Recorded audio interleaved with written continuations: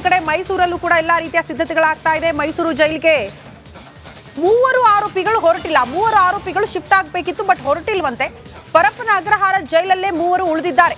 ಪವನ್, ರಾಘವೇಂದ್ರ, ನಂದೀಶ್ಗೆ ಅನಾರೋಗ್ಯದ ಹಿನ್ನೆಲೆ ವೈದ್ಯರಿಂದ ತಪಾಸಣೆಯ ಬಳಿಕ ಮೈಸೂರು ಜೈಲಿಗೆ ಶಿಫ್ಟ್ ಮಾಡಲಾಗುತ್ತೆ ಅನ್ನೋದ್ರ ಡೀಟೇಲ್ ಸಿಗ್ತಾ ಇದೆ.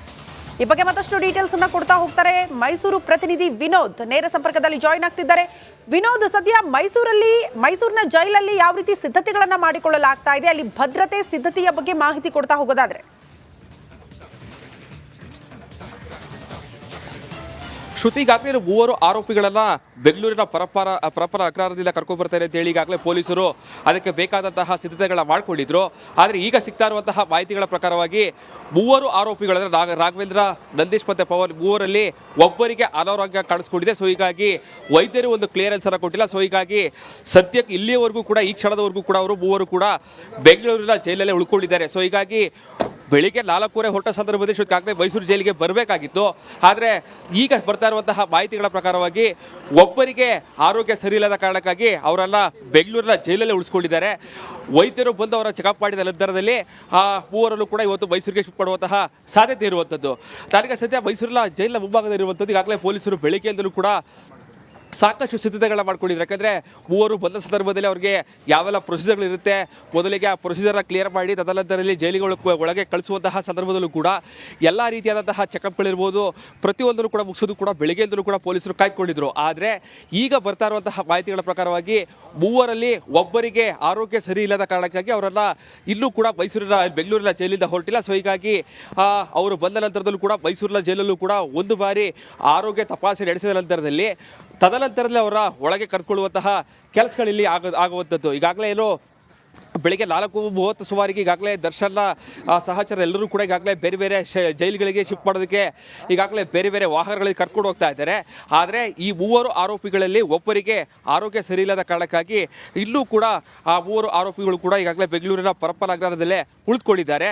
ಇವತ್ತು 10 ಗಂಟೆ ಸುಮಾರಿಗೆ ವೈದ್ಯರು ಮತ್ತೊಮ್ಮೆ ಪರೀಕ್ಷೆ ಮಾಡ್ತಾರೆ. ತದನಂತರದಲ್ಲಿ ಅಲ್ಲಿ ಒಂದು ಕ್ಲಿಯರೆನ್ಸ್ ಸಿಕ್ಕಿದ ನಂತರದಲ್ಲಿ ಅವರನ್ನ ಬೆಂಗಳೂರಿನ ಜೈಲಿಗೆ ಶಿಫ್ಟ್ ಮಾಡುವಂತಹ ಪ್ರಕ್ರಿಯೆಗಳು ಆರಂಭ ಆಗುತ್ತೆ. ಸೊ ಸದ್ಯಕ್ಕಂತೂ ಮೈಸೂರು ಜೈಲಿಗೆ ಸಿಬ್ಬಂದಿಗಳೆಲ್ಲರೂ ಕೂಡ ಅವರು ಬಂದ ನಂತರದಲ್ಲಿ ಯಾವೆಲ್ಲ ಪ್ರೊಸೀಜರ್ ಮಾಡಬೇಕು ಅದಕ್ಕೆ ಎಲ್ಲ ರೀತಿಯಾದಂತಹ ಸಿದ್ಧತೆಗಳನ್ನ ಮಾಡ್ಕೊಂಡಿದ್ದಾರೆ. 3 ಬರ್ತಾರ ಆರೋಪಿಗಳಲ್ಲಿ ಯಾರು ಕೂಡ ಮೈಸೂರಿನವರಲ್ಲ, ಎಲ್ಲರೂ ಕೂಡ ಬೇರೆ ಬೇರೆ ಭಾಗದ ಕಾರಣಕ್ಕಾಗಿ ಈ ಸದ್ಯಕ್ಕೆ ಮೈಸೂರಲ್ಲಿ ಅವರ ಅಭಿಮಾನಿಗಳಿರ್ಬೋದು, ದರ್ಶನ್ ಅವರ ಅಭಿಮಾನಿಗಳಿರ್ಬೋದು, ಯಾರು ಕೂಡ ಸದ್ಯಕ್ಕಂತೂ ಬಂದಿಲ್ಲ.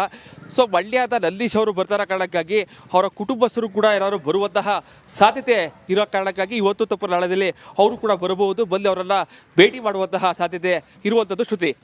ಓಕೆ ವಿನೋದ್, ಧನ್ಯವಾದಗಳು ತಮ್ಮೆಲ್ಲ ಮಾಹಿತಿಗೆ. ನೋಡಿ, ಮೈಸೂರಿಗೆ 3 ಶಿಫ್ಟ್ ಆಗಬೇಕಿತ್ತು, ಬಟ್ ಅದರಲ್ಲಿ ಒಬ್ಬರಿಗೆ ಅನಾರೋಗ್ಯದ ಸಮಸ್ಯೆ ಇರೋದ್ರಿಂದ ಅಲ್ಲಿನ ವೈದ್ಯಾಧಿಕಾರಿಗಳು ಬಂದು ತಪಾಸಣೆ ಮಾಡಿದ ಬಳಿಕ ಅವ್ರನ್ನ ಮೈಸೂರಿಗೆ ಶಿಫ್ಟ್ ಮಾಡಲಾಗುತ್ತೆ ಅನ್ನೋದ್ರ ಡೀಟೇಲ್ ಸಿಗ್ತಾ ಇದೆ.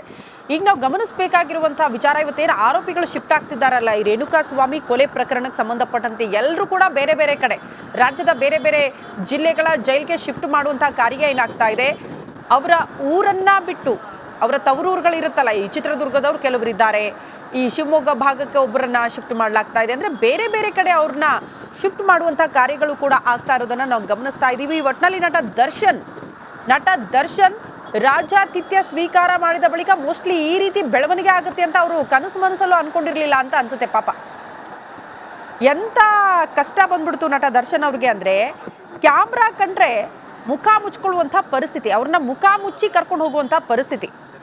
ಮೋಸ್ಟ್ಲಿ ಅವರ ಅಭಿಮಾನಿಗಳು ಬಹಳ ಬೇಸರದಲ್ಲಿ ಇರಬಹುದು, ಅಣ್ಣನನ್ನ ನೋಡಕ್ಕಾಗ್ತಿಲ್ಲ, ಡಿ ಬಾಸ್ ಮುಖ ಕಾಣಿಸ್ತಾ ಇಲ್ಲ ಅಂತ. ಯಾಕಂದ್ರೆ ಸಿನಿಮಾಗಳಲ್ಲಿ ಅವರ ಆಕ್ಟಿಂಗ್ ನೋಡಿದವರು, ಅವರ ಅಭಿಮಾನಿಗಳು ಶಿಳ್ಳೆ ಚಪ್ಪಾಳೆ ಹೊಡಿತಿದ್ರು. ಬಟ್ ಈಗ ಅಂತ ಪರಿಸ್ಥಿತಿ ಇಲ್ಲ. ಕ್ಯಾಮ್ರಾ ಕಂಡ್ರೆ ಮುಖ ಮುಚ್ಚಿಕೊಳ್ಳುವ ಪರಿಸ್ಥಿತಿ. ಯಾಕೆ ಬೇಕಿತ್ತು ಸ್ವಾಮಿ ಇಂಥ ಪರಿಸ್ಥಿತಿ? ಅಭಿಮಾನಿಗಳಿಂದ ಬೆಳೆದವರು, ಅಭಿಮಾನಿಯ ಜೀವ ತೆಗೆದು ಜೈಲ್ ಪಾಲಾದವರು, ಜೈಲೊಳಗಡೆ ಇದ್ರೆ ಬಿಟ್ರ ಅಭಿಮಾನಿಗಳೇ ಆ ಫೋಟೋ ವಿಡಿಯೋವನ್ನ ವೈರಲ್ ಮಾಡೋ ಮೂಲಕ ಮತ್ತೆ ಬೇರೆಡೆ ಶಿಫ್ಟಿಗೆ ಅವರೇ ಕಾರಣ ಆಗ್ಬಿಟ್ರು. ಅಂಥ ಪರಿಸ್ಥಿತಿ ನಟ ದರ್ಶನ್ ಅವರದ್ದು. ದೃಶ್ಯ ಗಮನಿಸ್ತಾ ಇರೋದು 2 ವಾಹನ ಧಾರವಾಡದ ಕಡೆಗೆ, 1 ವಾಹನ ಪರಪ್ಪನ ಅಗ್ರಹಾರದಿಂದ ಬಳ್ಳಾರಿ ಕಡೆಗೆ ಅಂತ ಹೇಳಲಾಗ್ತಾ ಇದೆ. ರಹಸ್ಯ ಮಾರ್ಗದ ಮೂಲಕ ರಹಸ್ಯವಾಗಿ ನಟ ದರ್ಶನ್ ಅವರನ್ನ ಶಿಫ್ಟ್ ಮಾಡೋದಕ್ಕೆ ಮುಂದಾಗ್ತಿದ್ದಾರೆ ಅನ್ನೋದು ಬಹಳ ಸ್ಪಷ್ಟ. ಅಲ್ಲಿಗೆ ಮಾಧ್ಯಮಗಳ ಕಣ್ತಪ್ಪಿಸಿ ಶಿಫ್ಟಿಂಗ್ ಕಾರ್ಯ ಆಗ್ತಾ ಇದೆ ಅನ್ನೋದು ಕೂಡ ಸ್ಪಷ್ಟವಾಗ್ತಾ ಇದೆ. ಮತ್ತೊಂದು ಕಡೆ ಮೈಸೂರಲ್ಲೂ ಕೂಡ ಎಲ್ಲಾ ರೀತಿಯ ಸಿದ್ಧತೆಗಳಾಗ್ತಾ ಇದೆ. ಮೈಸೂರು ಜೈಲಿಗೆ ಮೂವರು ಆರೋಪಿಗಳು ಹೊರಟಿಲ್ಲ. ಮೂವರು ಆರೋಪಿಗಳು ಶಿಫ್ಟ್ ಆಗಬೇಕಿತ್ತು, ಬಟ್ ಹೊರಟಿಲ್ವಂತೆ. ಪರಪ್ಪನ ಅಗ್ರಹಾರ ಜೈಲಲ್ಲೇ ಮೂವರು ಉಳಿದಿದ್ದಾರೆ.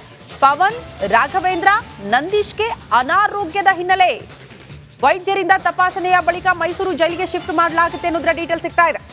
ಈ ಬಗ್ಗೆ ಮತ್ತಷ್ಟು ಡೀಟೇಲ್ಸ್ ಅನ್ನ ಕೊಡ್ತಾ ಹೋಗ್ತಾರೆ ಮೈಸೂರು ಪ್ರತಿನಿಧಿ ವಿನೋದ್. ನೇರ ಸಂಪರ್ಕದಲ್ಲಿ ಜಾಯಿನ್ ಆಗ್ತಿದ್ದಾರೆ.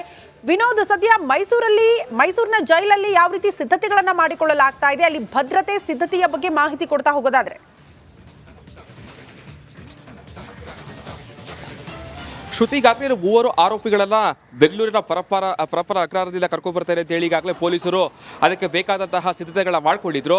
ಆದರೆ ಈಗ ಸಿಗ್ತಾ ಇರುವಂತಹ ಮಾಹಿತಿಗಳ ಪ್ರಕಾರವಾಗಿ ಮೂವರು ಆರೋಪಿಗಳಂದ್ರೆ ರಾಘವೇಂದ್ರ, ನಂದೀಶ್ ಮತ್ತೆ ಪವನ್, ಮೂವರಲ್ಲಿ ಒಬ್ಬರಿಗೆ ಅನಾರೋಗ್ಯ ಕಾಣಿಸ್ಕೊಂಡಿದೆ. ಸೊ ಹೀಗಾಗಿ ವೈದ್ಯರು ಒಂದು ಕ್ಲಿಯರೆನ್ಸ್ ಅನ್ನ ಕೊಟ್ಟಿಲ್ಲ. ಸೊ ಹೀಗಾಗಿ ಸದ್ಯಕ್ಕೆ ಇಲ್ಲಿಯವರೆಗೂ ಕೂಡ, ಈ ಕ್ಷಣದವರೆಗೂ ಕೂಡ ಅವರು ಮೂವರು ಕೂಡ ಬೆಂಗಳೂರಿನ ಜೈಲಲ್ಲೇ ಉಳ್ಕೊಂಡಿದ್ದಾರೆ. ಸೊ ಹೀಗಾಗಿ ಬೆಳಿಗ್ಗೆ 4:15 ಹೊರಟ ಸಂದರ್ಭದಲ್ಲಿ ಈಗಾಗಲೇ ಮೈಸೂರು ಜೈಲಿಗೆ ಬರಬೇಕಾಗಿತ್ತು.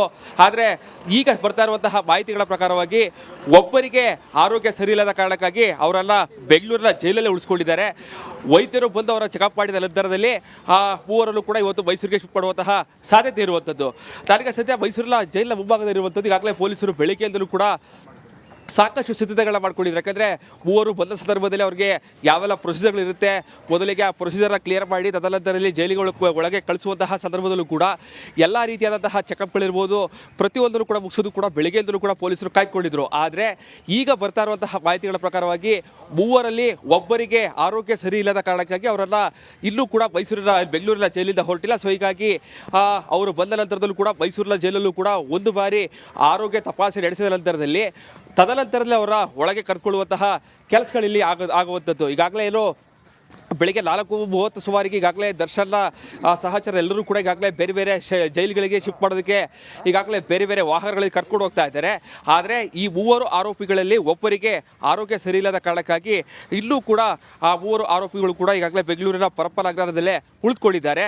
ಇವತ್ತು 10 ಗಂಟೆ ಸುಮಾರಿಗೆ ವೈದ್ಯರು ಮತ್ತೊಮ್ಮೆ ಪರೀಕ್ಷೆ ಮಾಡ್ತಾರೆ. ತದನಂತರದಲ್ಲಿ ಅಲ್ಲಿ ಒಂದು ಕ್ಲಿಯರೆನ್ಸ್ ಸಿಕ್ಕಿದ ನಂತರದಲ್ಲಿ ಅವರನ್ನ ಬೆಂಗಳೂರಿನ ಜೈಲಿಗೆ ಶಿಫ್ಟ್ ಮಾಡುವಂತಹ ಪ್ರಕ್ರಿಯೆಗಳು ಆರಂಭ ಆಗುತ್ತೆ.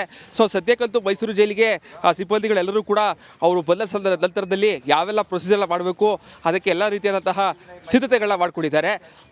ಮೂವರು ಬರ್ತಾರ ಆರೋಪಿಗಳಲ್ಲಿ ಯಾರು ಕೂಡ ಮೈಸೂರಿನವರಲ್ಲ, ಎಲ್ಲರೂ ಕೂಡ ಬೇರೆ ಬೇರೆ ಭಾಗದ ಕಾರಣಕ್ಕಾಗಿ ಈ ಸದ್ಯಕ್ಕೆ ಮೈಸೂರಲ್ಲಿ ಅವರ ಅಭಿಮಾನಿಗಳಿರ್ಬೋದು, ದರ್ಶನ್ ಅವರ ಅಭಿಮಾನಿಗಳಿರ್ಬೋದು, ಯಾರು ಕೂಡ ಸದ್ಯಕ್ಕಂತೂ ಬಂದಿಲ್ಲ.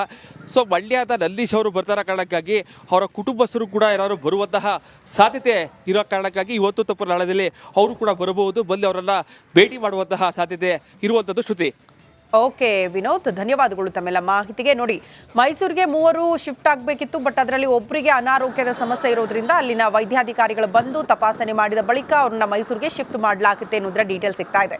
ಈಗ ನಾವು ಗಮನಿಸಬೇಕಾಗಿರುವಂತಹ ವಿಚಾರ, ಇವತ್ತೇನು ಆರೋಪಿಗಳು ಶಿಫ್ಟ್ ಆಗ್ತಿದ್ದಾರಲ್ಲ, ಈ ರೇಣುಕಾ ಸ್ವಾಮಿ ಕೊಲೆ ಪ್ರಕರಣಕ್ಕೆ ಸಂಬಂಧಪಟ್ಟಂತೆ ಎಲ್ಲರೂ ಕೂಡ ಬೇರೆ ಬೇರೆ ಕಡೆ ರಾಜ್ಯದ ಬೇರೆ ಬೇರೆ ಜಿಲ್ಲೆಗಳ ಜೈಲಿಗೆ ಶಿಫ್ಟ್ ಮಾಡುವಂತಹ ಕಾರ್ಯ ಏನಾಗ್ತಾ ಇದೆ, ಅವರ ಊರನ್ನ ಬಿಟ್ಟು ಅವರ ತವರೂರುಗಳಿರುತ್ತಲ್ಲ, ಈ ಚಿತ್ರದುರ್ಗದವ್ರು ಕೆಲವರು ಇದ್ದಾರೆ, ಈ ಶಿವಮೊಗ್ಗ ಭಾಗಕ್ಕೆ ಒಬ್ಬರನ್ನ ಶಿಫ್ಟ್ ಮಾಡಲಾಗ್ತಾ ಇದೆ. ಅಂದ್ರೆ ಬೇರೆ ಬೇರೆ ಕಡೆ ಅವ್ರನ್ನ ಶಿಫ್ಟ್ ಮಾಡುವಂತಹ ಕಾರ್ಯಗಳು ಕೂಡ ಆಗ್ತಾ ಇರೋದನ್ನ ನಾವು ಗಮನಿಸ್ತಾ ಇದ್ದೀವಿ. ಒಟ್ನಲ್ಲಿ ನಟ ದರ್ಶನ್ ರಾಜ್ಯಾತಿಥ್ಯ ಸ್ವೀಕಾರ ಮಾಡಿದ ಬಳಿಕ ಮೋಸ್ಟ್ಲಿ ಈ ರೀತಿ ಬೆಳವಣಿಗೆ ಆಗುತ್ತೆ ಅಂತ ಅವರು ಕನಸು ಮನಸ್ಸಲ್ಲೂ ಅನ್ಕೊಂಡಿರ್ಲಿಲ್ಲ ಅಂತ ಅನ್ಸುತ್ತೆ. ಪಾಪ ಎಂತ ಕಷ್ಟ ಬಂದ್ಬಿಡ್ತು ನಟ ದರ್ಶನ್ ಅವ್ರಿಗೆ ಅಂದ್ರೆ, ಕ್ಯಾಮ್ರಾ ಕಂಡ್ರೆ ಮುಖ ಮುಚ್ಕೊಳ್ಳುವಂತ ಪರಿಸ್ಥಿತಿ, ಅವ್ರನ್ನ ಮುಖ ಮುಚ್ಚಿ ಕರ್ಕೊಂಡು ಹೋಗುವಂತ ಪರಿಸ್ಥಿತಿ.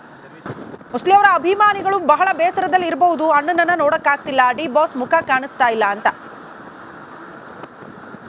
ಯಾಕಂದ್ರೆ ಸಿನಿಮಾಗಳಲ್ಲಿ ಅವರ ಆಕ್ಟಿಂಗ್ ನೋಡಿದವರು, ಅವರ ಅಭಿಮಾನಿಗಳು ಶಿಳ್ಳೆ ಚಪ್ಪಾಳೆ ಹೊಡಿತಿದ್ರು. ಬಟ್ ಈಗ ಅಂತ ಪರಿಸ್ಥಿತಿ ಇಲ್ಲ. ಕ್ಯಾಮ್ರಾ ಕಂಡ್ರೆ ಮುಖ ಮುಚ್ಚಿಕೊಳ್ಳುವ ಪರಿಸ್ಥಿತಿ. ಯಾಕೆ ಬೇಕಿತ್ತು ಸ್ವಾಮಿ ಇಂಥ ಪರಿಸ್ಥಿತಿ?